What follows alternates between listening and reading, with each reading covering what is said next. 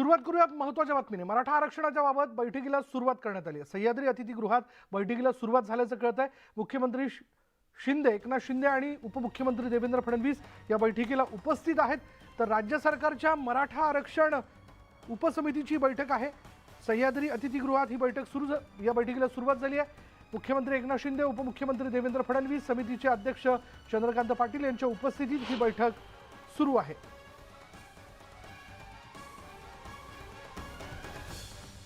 अधिक माहिती आपण जाणून घेणार आहोत। आमचे प्रतिनिधी उदय जाधव आता या क्षणाला आपल्या बरोबर आहेत। उदय, मराठा आरक्षणाचा मुद्दा अजूनही सुटू शकलेला नाही, त्यावरून आता विरोधी पक्ष आक्रमक झालाय। अशा वेळी आजच्या बैठकीत काही महत्त्वाचे निर्णय घेतले जाऊ शकतात का? कालच आपण बघितलं की सुप्रीम कोर्टामध्ये याचिका फेटाळून लावलेली आहे राज्य सरकारची। त्यामुळे राज्य सरकारला खूप मोठा धक्का बसलेला आहे। त्यानंतर आता पुढील कायदेशीर रणनीती काय ठरवायची या संदर्भात राज्य सरकारने तात्काळ बैठक बोलवलेली आहे। स्वतः मुख्यमंत्री आणि उपमुख्यमंत्री या बैठकीला उपस्थित आहेत। राज्य सरकारच्या मराठा आरक्षण उपसमितीची बैठक सुरू आहे आणि या उपसमितीचे अध्यक्ष चंद्रकांत पाटील हे देखील या बैठकीला उपस्थित आहेत। त्याचबरोबर शिवसेना आणि भाजप या दोन्ही पक्षाचे जे ज्येष्ठ नेते आहेत, जे या समितीचे सदस्य आहेत, ते देखील या बैठकीला उपस्थित आहेत। एकूण कायदेशीर सल्लामसलत जी आहे ती केली जात आहे। ज्येष्ठ वकिलांचं देखील यामध्ये मार्गदर्शन जे आहे ते घेतलं जात आहे। या बैठकीमध्ये नेमकं काय निर्णय घेतला जातो हे आता पाहावं लागणार आहे, कारण मराठा आरक्षण जे आहे अतिशय संवेदनशील आणि मोठा प्रश्न आहे राज्यातला, आणि तो सोडवण्यासाठी राज्य सरकार आता पुढील कायदेशीर पाऊल काय उचलतं याकडे संपूर्ण मराठा समाजातील कार्यकर्त्यांचं आणि अनेक विविध संघटनांच्या अध्यक्षांचं लक्ष लागलं आहे। धन्यवाद उदय या सगळ्या माहितीबद्दल। बघूयात आजच्या बैठकीत नेमकं काय घडतंय। पुढील कायदेशीर पर्याय तपासण्याच्या दृष्टिकोनातनं किंवा काय नेमकी भूमिका घ्यावी या विषयाला घेऊन आजच्या बैठकीत चर्चा केली जाईल। आम्ही सगळेजण एकमेकांच्या संपर्कात आहोत। भोसले साहेबांशी, गायकवाड साहेबांशी, ॲडव्होकेट विनीत नाईक म्हणून आहेत सिनियर काउन्सिल आमचे, त्यांच्याशी आमचं बोलणं सुरू आहे। आणि हे आरक्षण टिकवायचंच, याच्यासाठी जे करावं लागेल ते करण्याची तयारी माननीय मुख्यमंत्री एकनाथजी शिंदे साहेबांची, महाराष्ट्र सरकारची आहे। सगळेच मंत्री आम्ही उपसमितीचे आम्ही आपापले कार्यक्रम जे काय होतं ते सगळं सोडलं आणि आम्ही मुंबईकडे निघालोय। काही झालं तरी मराठा बांधवांच्या पाठीशी शिंदे फडणवीस सरकार आहे आणि जे करावं लागेल ते करण्याची आमची तयारी आहे। सरकारने त्यांच्या विधी व न्याय खात्याला तज्ज्ञ लोकांना, मग त्यांचे ॲडव्होकेट जनरल असतील, त्यांचे टॉपचे वकील असतील, सरकारमधले मान्यवर असतील, ह्या क्षेत्रातले ज्यांचा अभ्यास गाढा आहे त्या वेगवेगळ्या संघटनांचे प्रमुख असतील, ह्या सगळ्यांना विश्वासामध्ये घ्यावं। विरोधी पक्षाला त्या सगळ्यांना विश्वासामध्ये घेऊन ह्याच्यामध्ये काय केलं पाहिजे याबद्दल तातडीनं सरकारने निर्णय घेतला पाहिजे। आमच्या हातात सत्ता द्या, लगेच आरक्षण देतो। मग धनगर समाज असेल, मराठा असेल, अन्य समाज असतील। आता काय झालं? आता तुमच्या हातात 9 महिन्यापासून सत्ता आहे। सीमा प्रश्नापासून मराठा आरक्षणापर्यंत कोणताही निकाल लागत नाहीये का? तुमची पावलं का पडत नाहीत त्या दिशेने? तुमची दातखिळी का बसली आहे त्या विषयावर? पुढे बघ, राज्यात बाजार समिती निवडणुकांची रणधुमाळी पाहायला मिळते। नागपूर जिल्ह्यातील 7 तालुक्यांमध्ये कृषी उत्पन्न बाजार समित्यांच्या निवडणुका पार पडणार आहेत आणि त्यापूर्वीच काँग्रेस नेते आणि आमदार सुनील केदार यांनी आपल्या सावनेर तालुक्यातील कृषी उत्पन्न बाजार समितीची निवडणूक बिनविरोध करत भाजपला धक्का दिला।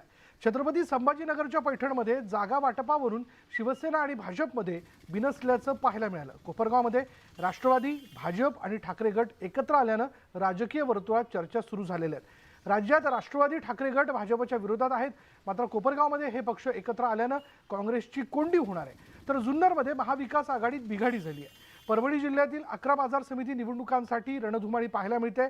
198 संचालक पदासाठी 1153 उमेदवार मैदानात उतरलेत। रत्नागिरीतही 17 जागांसाठी 46 उमेदवार रिंगणात आहेत।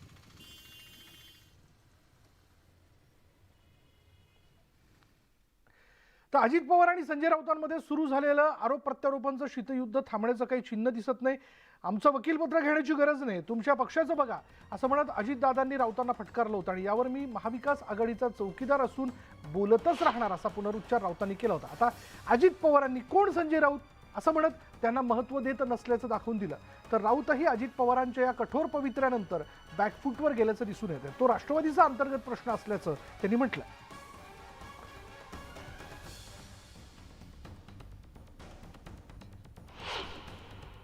संजय राऊत सल्ले देत आहेत, तुमची बाजू मांडते, तुमच्या पक्षाचे वगैरे वगैरे चालूच आहे। कोण संजय राऊत? शिवसेनेचे प्रवक्ते खासदार. मी कुणाचं नाव घेतलेलं नव्हतं. कुणाच्या अंगाला का लागावं? एनसीपी के अंदर जो खिस्तान जो चल रही है, इससे आपका जो कहना है वो उनका पार्टी का अंदरूनी मामला है, मैं उसके ऊपर क्यों बात करूं? पुढली बातमी अशी की महाराष्ट्रातील जेलच्या परिसरातील सुरक्षा आणखी वाढवण्यासाठी आता प्रशासन सज्ज झालेलं आहे. कारण आता राज्यातील कारागृहांवर ड्रोनची नजर ठेवली जाणार आहे. त्यामुळे कारागृह अंतर्गत सुरक्षितता आणि कायद्यांच्या हालचालींवर बारीक नजर ठेवण्यासाठी मदत होईल.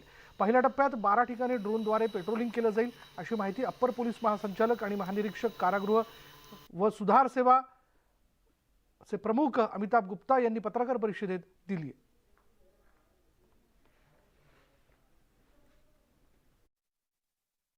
हम लोगों ने प्रिजन के मॉडर्नाइजेशन और सिक्योरिटी को पुख्ता करने के लिए 12 ड्रोन कैमरे 12 प्रिजन में लगाए हैं.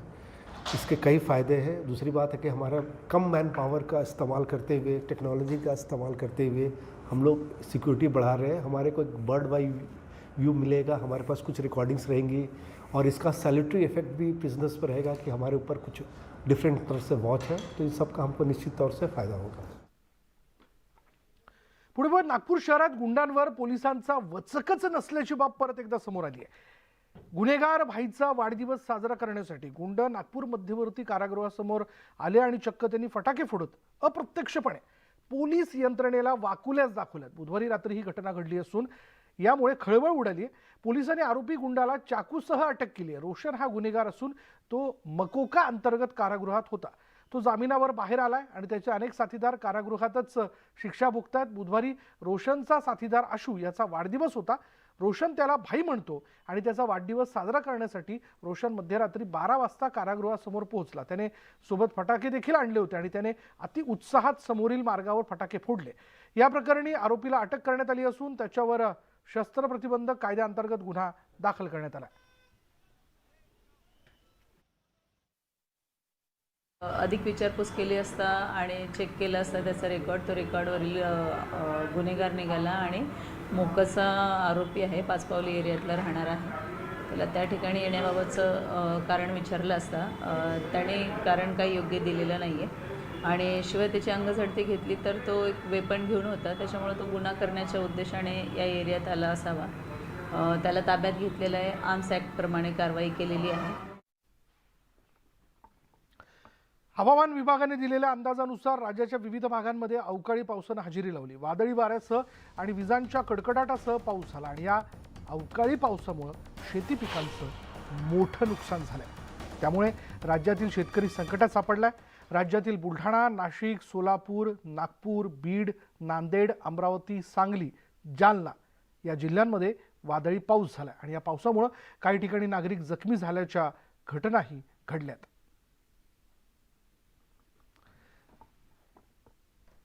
सात ठिकाणची दृश्य आपण बघतोय. नागपूर, वाशिम, भंडारा, नांदेड, भुसावळ, वर्धा आणि पंढरपूरमध्ये जोरदार हा अवकाळी पाऊस झालेला आहे. यापूर्वीच हवामान खात्याकडून याबद्दलचा इशारा देण्यात आलेला आहे. पण यामुळे मात्र सर्वसामान्य माणसापासून शेतकऱ्यांपर्यंत सगळ्यांचंच नुकसान झालेलं आहे. म्हणजे वादळी वाऱ्याचा हा सगळा पाऊस आल्या कारणानं काही घरांवरची छपरं जी होती ती पत्र जे ते उडून गेले. आतमधल्या म्हणजे जो संसार आहे, जोडलेला संसार, तो देखील या ठिकाणी मोडल्याचं आपण बघतोय. तर काही ठिकाणी वारं इतकं जोरदार होतं की लिंबाची झाडं असतील, वडाची झाडं असतील, ती मुळापासून उखडून खाली पडलेली. काही ठिकाणी ती घरांवरती पडली. त्यामुळे मोठी अडचण निर्माण झालेली आहे. तर छत्रपती संभाजीनगरमध्ये काही तालुक्यांमध्ये पाऊस आणि वारा इतका सोसायटीचा होता की डीपी जी आहे, डीपी शेतात बसवलेली वीज पुरवठा करणारं जे रोहित्र असतं ते खांबासकट खाली कोसळलं.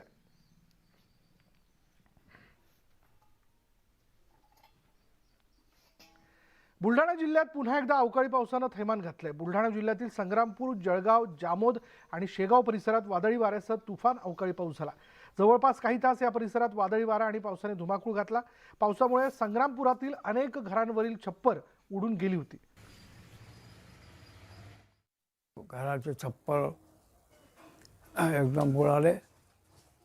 आम्ही सारे कुटुंब एका ठिकाणी थांबून आमची जीवाची हानी व्हायचे प्रयत्न होते.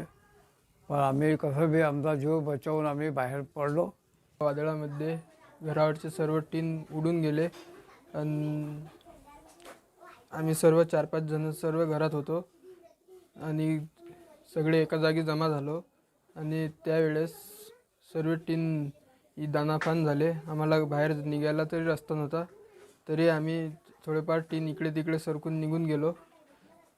त्यावेळी आमची जीवितहानी होता वाचली आणि आमचं धान्य गिन्ने हे सर्व घरातलं खराब झालेलं आहे. शेजारचे झाडं मोडून आमच्या घरावर पडले. हाल आमचे बेहाल झाले. रातभर आम्ही अटीच होतो. आमची कोणती राहायची व्यवस्था नाही. तरीही कोणताही अधिकारी, ना गावातला ग्रामसेवक ना तहसीलदार, कोणीच आमची काय आलं नाही अजून पाहायला. ना उमेदवार आला नाही ना कोणीच आलं नाही. जळगाव जिल्ह्यातील भुसावळ तालुक्यात झालेल्या मुसळधार पावसामुळे शेतकऱ्यांचं मोठं नुकसान झालंय. पावसामुळे कांदा सडून गेला. भुसावळ तालुक्यात 350 हेक्टरपेक्षा जास्त क्षेत्रात कांद्याची लागवड केली जाते. मात्र ओल्या कांद्याला भाव देखील मिळत नसल्यानं शेतकरी चिंतेत सापडलाय. तसंच कांदा ओला झाल्यामुळे शेतकऱ्यांना कांदा विकण्याशिवाय पर्याय नाही.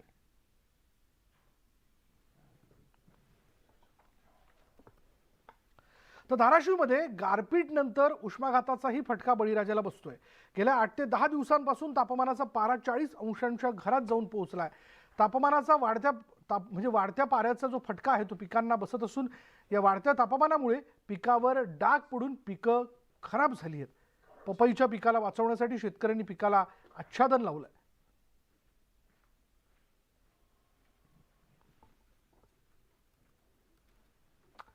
नाशिकच्या सुरगाणा भागात आदिवासी भोवाडा उत्सवाला सुरुवात झाली. विविध मुखवटे चेहऱ्यावर लावून पारंपरिक वाद्यांच्या तालावर आदिवासी बांधव नृत्य करतात. यावेळी गावातून मिरवणूक काढण्यात आली आणि या उत्सवात महिला मोठ्या संख्येनं सहभागी झाल्या. पाणी कुठं आहे? पाणी आहे का तिकडे? पुढे बातमी आहे सोलापूरमधनं. सोलापुरातील प्रसिद्ध श्रीमंत मानाचा कसबा गणपती प्रतिष्ठानच्या वतीने दरवर्षी आंबा महोत्सव साजरा करण्यात येतो. यंदाच्या वर्षी आंबा महोत्सवाचं हे 4थं वर्ष असून भक्तांकडून लाडक्या गणरायाला आंब्याची आरास करण्यात आली. आज बाप्पाला 125 डझन देवगड हापूस आंब्याची आरास करण्यात आली आणि ही आंब्याची आरास पाहण्यासाठी भाविकांनी गर्दी केली. 3.5 मुहूर्तांपैकी एक मुहूर्त असणाऱ्या अक्षय तृतीयेला या आंबा महोत्सवाची सांगता करण्यात येते. यावेळी गोरगरीब कष्टकरी कामगारांना हा देवगड हापूस आंबा प्रसाद म्हणून देण्यात येतो.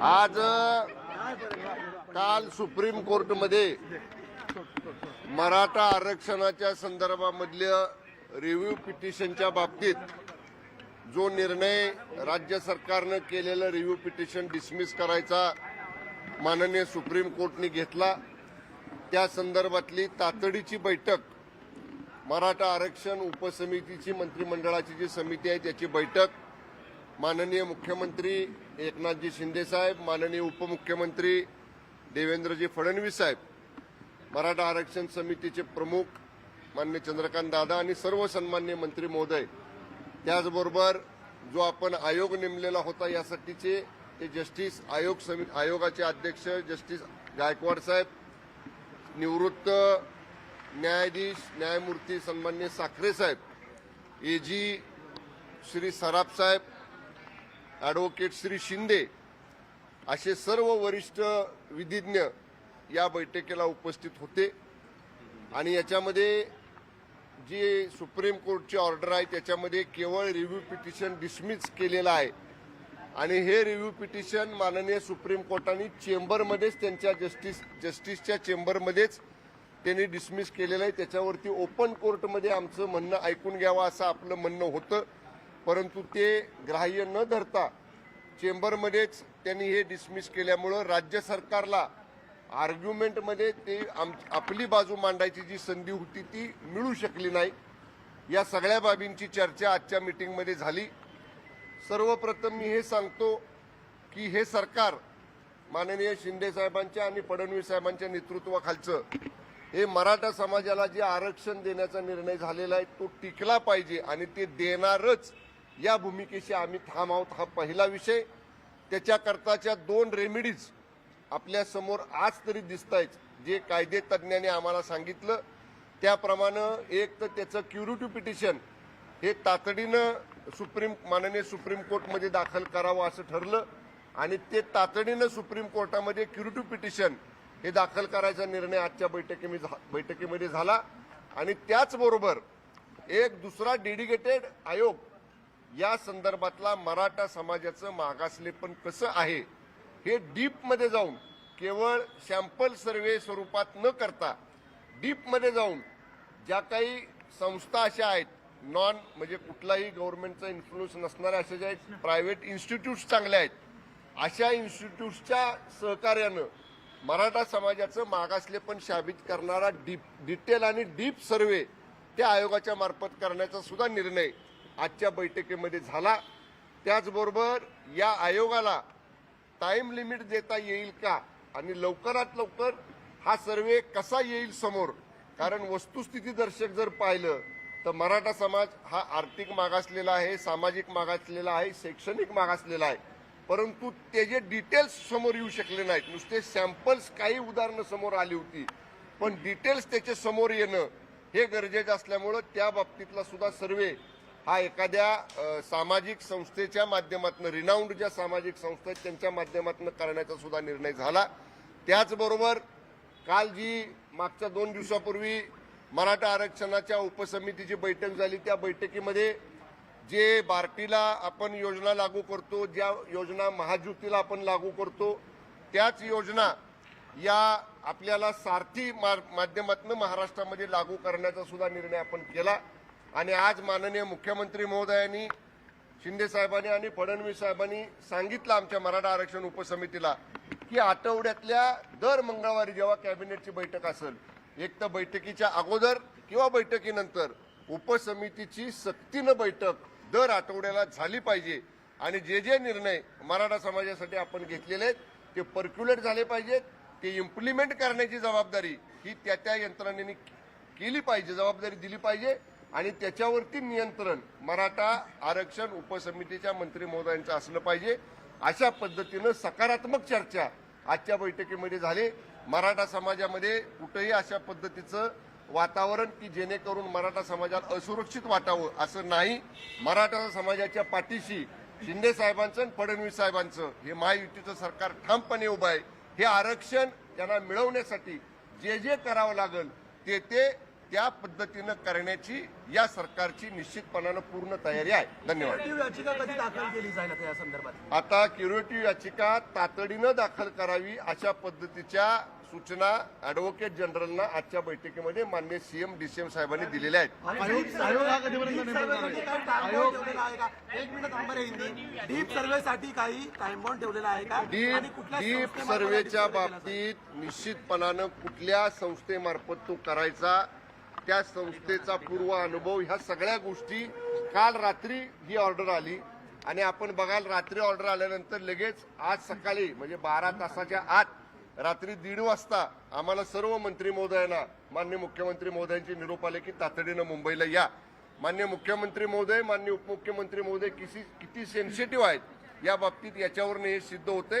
त्यामुळे याच्यामध्ये कुठेही वेळ वाया जाणार नाही, लवकरात लवकर करता येईल आणि आयोगाला सुद्धा आणि डीप सर्वे करणाऱ्या एजन्सीला सुद्धा फक्त लवकर घाईत करण्यामध्ये काही त्रुटी पाठीमागे जशा राहिल्या तशा त्रुटी राहू नयेत याची दक्षता आम्ही घेणार आहे. त्याचबरोबर या संपूर्ण मराठा आरक्षणाच्या झालेल्या कालच्या सुप्रीम कोर्टाच्या निर्णयाबाबतीत महाराष्ट्रातल्या विधानसभेच्या आणि विधान परिषदेच्या दोन्ही माननीय विरोधी पक्षनेत्यांच्या बरोबर माननीय सीएम साहेब, माननीय डीसीएम साहेब स्वतंत्रपणानं त्यांना बोलवून त्यांच्याशी सुद्धा चर्चा करणार आहेत.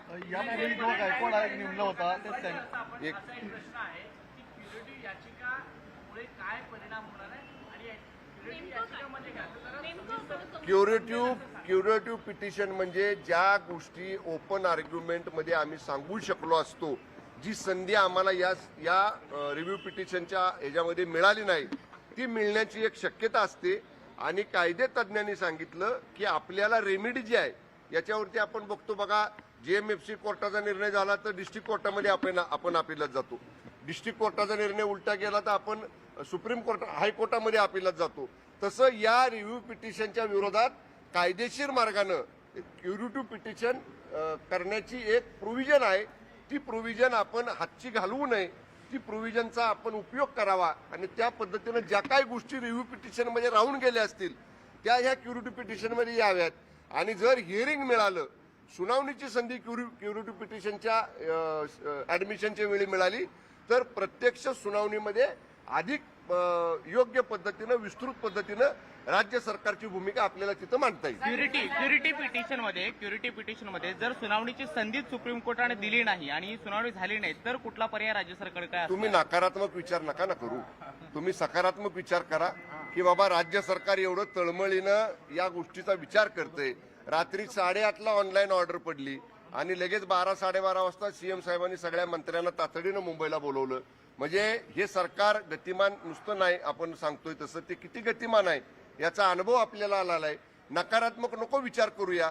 ज्या बाबी त्या रिव्ह्यू पिटिशनमध्ये आल्या नव्हत्या त्या ह्या क्युरेटिव्ह पिटिशनमध्ये दाखल करण्याचा, त्या क्युरेटिव्ह पिटिशनमध्ये इन्क्लूड करण्याचा आमचा प्रयत्न आहे आणि आम्हाला विश्वास आहे की आम्हाला हिअरिंगची संधी मिळेल. नकारात्मक बाबीचा प्रश्न आहे. प्रश्न हा आहे की 99% प्रकरणामध्ये क्युरेटिव्ह पिटिशनमध्ये कधीही यश मिळताना दिसत नाही, त्यामुळे काही प्लॅन बी सरकारने आखला आहे का? हे बघा, मी एका वाक्यामध्ये सांगितलं, माननीय शिंदे साहेबांनी आणि माननीय फडणवीस साहेबांनी आजच्या बैठकीमध्ये सांगितलेलं आहे की आपल्याला मराठा समाजाला आरक्षण देण्यासाठी जे जे करावं लागेल ते करण्याची राज्य सरकारची तयारी आहे. त्यामुळं राज्य सरकार मराठा समाजाच्या बाबतीत सकारात्मक आहे आणि त्यांना दिलेलं आरक्षण टिकवण्यासाठी राज्य सरकार पूर्ण ताकदीनं महाराष्ट्रातल्या मराठा समाजाच्या पाठीशी आहे. धन्यवाद. आपण पाहिलं मंत्री शंभूराज देसाई यांनी माध्यमांशी संवाद साधला आणि मराठा आरक्षण उपसमितीच्या या बैठकीमध्ये नेमकं काय काय झालं, कोणकोणत्या मुद्द्यांवर चर्चा झाली हे देखील सांगितलं. मुख्यमंत्री एकनाथ शिंदे आणि उपमुख्यमंत्री देवेंद्र फडणवीस यांच्या उपस्थितीत आरक्षण उपसमितीची दर आठवड्याला बैठक होईल असं सांगतानाच ज्या काही त्रुटी या आधीच्या याचिकांमध्ये राहिलेल्या होत्या त्या दूर करून आता क्युरेटिव्ह पिटिशन सरकार दाखल करणार असल्याचं शंभूराज देसाईंनी सांगितलं.